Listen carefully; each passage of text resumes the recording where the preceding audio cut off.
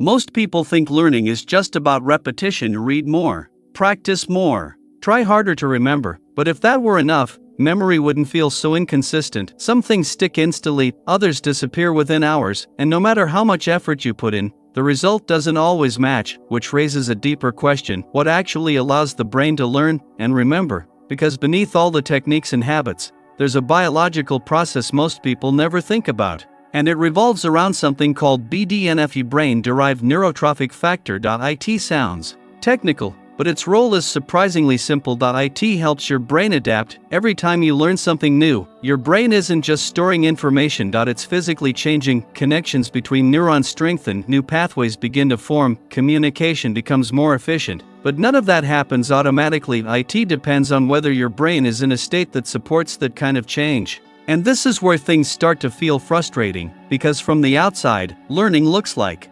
effort. You sit down, you focus, you repeat, but internally, something else determines whether that effort actually leads to results. Think of BDNF like fertilizer for the brain, not the plant itself, not the result, but the condition that allows growth to happen. Without it, you can still try to learn, but the process feels slower, less stable, more fragile. Information doesn't stick the same way, and over time, that creates a pattern. You put in effort, but retention feels inconsistent. You understand something today and struggle to recall it later. You revisit the same topics again and again, and it starts to feel like a memory problem. But often, it's not just memory, it's the environment your brain is operating in. Because BDNF doesn't stay constant, it fluctuates based on different factors, some obvious, some not: sleep, stress, mental engagement, and even the state your brain is in while you're trying to learn. This is where the conversation shifts, because learning isn't just about input, it's about readiness. The brain has to be in a condition where it can actually change, otherwise, you're repeating effort without reinforcing the structure underneath.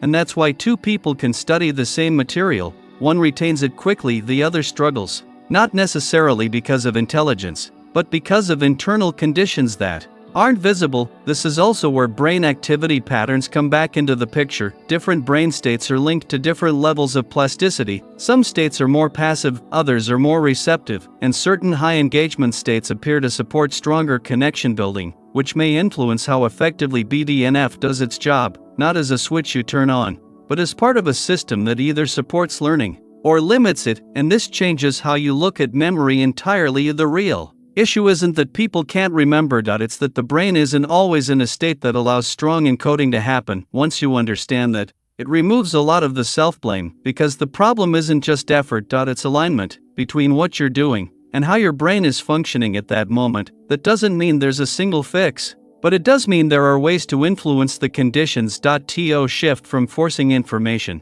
to supporting the process that makes information stick, and that's where learning starts to feel different, less like repetition, more like reinforcement. If you want to explore this further, there's a structured breakdown in the description that goes deeper into how these mechanisms are being approached. And if this kind of explanation helps you understand learning in a more practical way, you can subscribe for more content like this, because when the conditions are right, learning stops feeling like effort and starts feeling like progress.